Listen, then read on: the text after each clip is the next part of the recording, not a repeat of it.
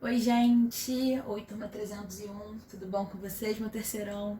Aqui é a Rafaela, professora de Sociologia, e na aula de hoje nós iremos concluir os nossos estudos do capítulo 1. O conteúdo vocês podem encontrar nas páginas 2 e 3 da apostila de vocês, beleza? Então vamos lá. Como vocês já sabem, esse capítulo ele tem como tema os novos pensamentos da sociedade. Nós já caminhamos bastante por esse conteúdo, já vimos o que é sociologia, as causas da grande transformação, falamos sobre o desenvolvimento da economia monetária, o nascimento do Estado moderno e na última aula nos dedicamos a entender a reforma protestante, né? Já o nosso vídeo de hoje, a nossa aula de hoje, vai ser dedicada principalmente a entender essa ideia do surgimento das máquinas, né? Nós já pontuamos em diversos momentos nas aulas anteriores que a revolução industrial, que é exatamente essa inserção das máquinas no processo produtivo, afetaram a sociedade de formas bem amplas, né? De diversas maneiras, tanto na política, tanto na forma de se produzir riquezas, na organização social, enfim. Então, o que acontece, galera? Essa ideia, né, do surgimento das máquinas, a gente precisa saber que foi feito um investimento, né, em pesquisas para que essas máquinas fossem inventadas, para que melhorassem o processo produtivo. Lembrem-se, gente, que a gente já vivia numa sociedade capitalista, certo? Então essas máquinas elas foram desenvolvidas exatamente, né, com o objetivo de melhorar o processo produtivo e, consequentemente, ter o aumento dos lucros. Nesse momento foram criadas as máquinas de descaroçar e de tecer algodão, né? Máquinas ligadas à indústria têxtil, e foi iniciada a utilização da máquina a vapor e de tantos outros inventos destinados a aumentar a produtividade do trabalho, certo? A utilização da máquina a vapor, ela só é possível, né, a partir do uso do carvão mineral como fonte de energia. O trabalho que os homens realizavam com as mãos, né, um trabalho manual ou com ferramentas, começa agora, né, passa a ser feito por essas máquinas que foram inventadas, que vão levar muito à produção de mercadorias. Percebam, gente, aumentar a produtividade, aumentar o volume da produção de mercadorias, tudo isso vai afetar diretamente nos lucros dessas produções, certo? A máquina a vapor, ela também podia mover outras máquinas. Dessa maneira, vai incentivar exatamente o surgimento da indústria construtora de máquinas, né? E das indústrias voltadas para a produção de ferro e, posteriormente, a de aço. No fim do século XVIII, o ferro e o aço eles já eram produzidos com a utilização desse carvão mineral, que a gente também já comentou. Todas essas alterações, gente, elas foram muito profundas, elas foram intensas. Essas alterações no processo produtivo fez com que o trabalho mecânico passasse a conviver com o trabalho artesanal, certo? Não é porque agora a gente tem essa introdução das máquinas que esse trabalho manual, né, artesanal, ele some de uma hora para outra. Não é assim que funciona, muito pelo contrário. A gente vê que o trabalho mecânico ele passa a conviver com o trabalho artesanal. A maquinofatura, ela se completava com um trabalho assalariado, incluindo a utilização agora, né, nesse momento, numa escala crescente, cada vez com um número maior de mão de obra feminina e também da mão de obra infantil, certo? Ao mesmo tempo que acontecia todo esse movimento, né, lá na Europa, aqui por exemplo, no Brasil, né, ao mesmo tempo a gente tinha essa exploração do ouro aqui no Brasil, da prata no México, do algodão na América e na Índia. Todas essas atividades elas eram desenvolvidas nesses lugares com a utilização do trabalho escravo, né, negro, africano, ou então o trabalho servil. Esses elementos garantiam o processo de enriquecimento necessário para a expansão da indústria na Europa. Ou seja, a exploração das riquezas, né, desses países, né, lá na América, fazia com que a Europa se enriquecesse e tivessem exatamente os capitais necessários para poder investir na expansão da indústria. Todas essas mudanças, somadas à herança cultural e intelectual do século XVII, levaram o século XVIII a ser um período, né, de muito desenvolvimento, de grandes eventos, de grandes coisas acontecendo que vão influenciar muito na realidade, né?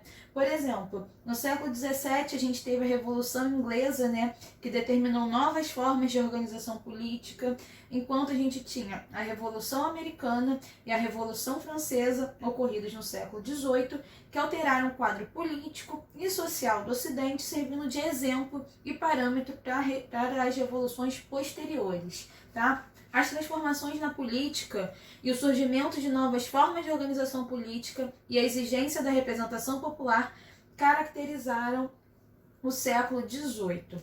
Quais foram os principais, ou os mais importantes pensadores do século XVIII? A gente pode destacar o Montesquieu, o David Hume, o Jean-Jacques Rousseau, o Adam Smith e o Immanuel Kant, certo? Todos eles refletiram sobre a realidade, fizeram suas contribuições numa tentativa de tentar explicá-la. E mais uma vez, quando a gente fala desses importantes pensadores, vocês vão ver esses nomes aparecendo nas mais diversas áreas do conhecimento, porque realmente eles contribuíram para muitas áreas, beleza? Depois, gente, a gente tem uma seção na nossa apostila falando facilitando o entendimento. Essa parte, basicamente, traz alguns termos, alguns conceitos que são fundamentais que a gente domine para a gente poder, né, estudar a sociologia de uma maneira mais eficiente. O primeiro que aparece é a ideia de burguesia.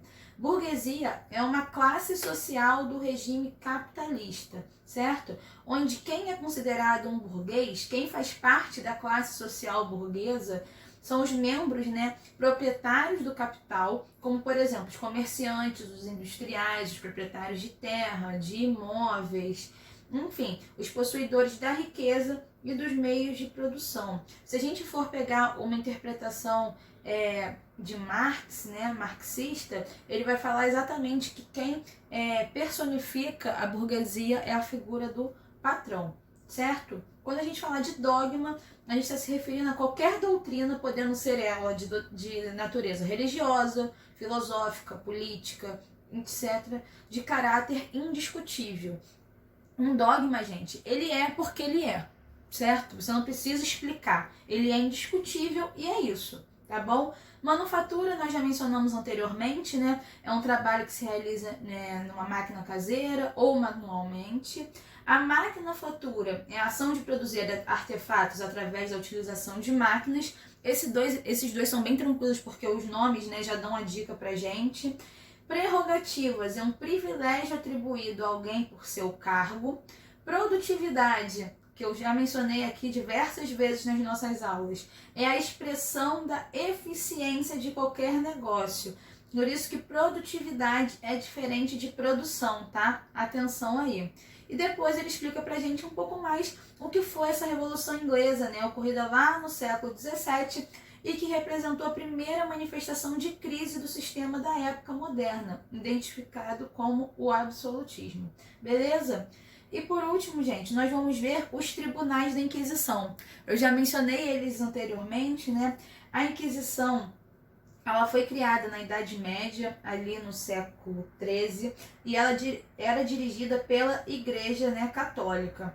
Ela era composta por tribunais que julgavam todos aqueles que eram considerados uma ameaça às doutrinas da instituição Igreja Católica.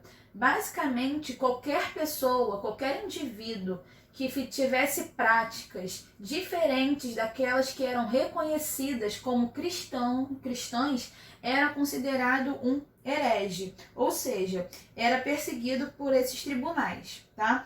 Os suspeitos, eles eram perseguidos e julgados, por isso o nome de tribunal, né? E aqueles que eram condenados, que eram considerados culpados, eles cumpriam penas que podiam variar desde uma prisão temporária até uma prisão perpétua, ou até mesmo a morte na fogueira, onde os condenados eram queimados vivos em plena praça pública, certo? Aos perseguidos dos tribunais da Inquisição, não era lhe dado o direito de saber quem os tinham denunciado, mas em contrapartida, eles podiam dizer os nomes de todos os seus inimigos para averiguação. Ou seja, você não sabe quem você quem te denunciou, mas você pode colocar ali todos os seus inimigos na reta, né? Você chega ali, fala o nome de todo mundo que pode ter te dedurado para fazer com que eles começassem uma investigação, né? Com o passar do tempo, essa forma de julgamento ela foi ganhando cada vez mais força dentro da Europa, em países como, por exemplo, Portugal, França, Itália, Espanha, a Inglaterra, que não teve nenhum firmamento maior, né, desses tribunais. Quem eram as pessoas perseguidas, principalmente por esses tribunais da Inquisição? Os maiores destaques, vamos dizer assim, foram os cientistas, tá, galera? Muitos cientistas foram perseguidos, censurados e até mesmo condenados por defenderem ideias que eram contrárias àquela da doutrina cristã. Lembra que a gente falou da ideia da doutrina lá naquela parte dos conceitos, certo?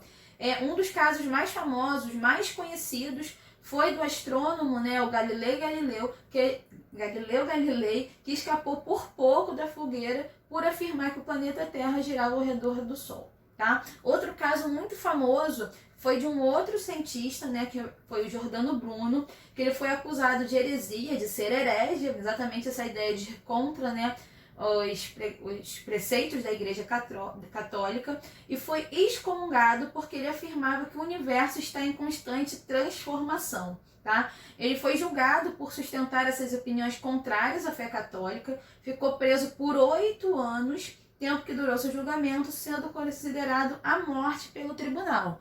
Eram só cientistas que eram julgados, que eram perseguidos? Não. As mulheres também sofreram muito nessa época. Os inquisidores, eles consideravam bruxaria todas as práticas que envolviam curas através de chás ou remédios feitos de ervas ou plantas medicinais. Sabe aquele chazinho da vovó para passar uma dor de barriga, uma enxaqueca? Então, eles eram considerados aqui bruxarias, tá? Basicamente, essas ideias das bruxas medievais eram nada mais do que mulheres, né, que conheciam o poder da cura das plantas. Basicamente isso, mas elas recebiam um tratamento extremamente violento e cruel, como era de praxe nos tribunais da Inquisição. Na Espanha, rei e rainha se aproveitaram para perseguir nobres e judeus. Por quê? Porque dessa maneira eles conseguiam reduzir o poder da nobreza e torturaram e mataram judeus e tomaram seus bens. Perceba que exatamente você reduz o poder da nobreza e consegue tomar os bens. Então, para a Espanha, foi um negócio lucrativo, né? Nessa época, pessoas foram torturadas, queimadas vivas, por acusações que muitas vezes eram falsas, beleza? Aqui no Brasil, esses tribunais eles foram instalados no período colonial, mas, né, não tiveram a mesma força que teve na Europa. Foram julgadas pessoas principalmente na região nordeste do Brasil, e casos de heresia eram relacionados ao comportamento dos brasileiros, além de perseguir alguns dos judeus que aqui moravam. Tá bom, galera? A gente encerra aqui o nosso capítulo 1, para a gente poder fixar os conteúdos vistos na aula de hoje. Vamos fazer o questionário número 2, questões da 24 a 40. Tá bom, galera? Fiquem bem, se cuidem e até a próxima. Um beijo, tchau, tchau!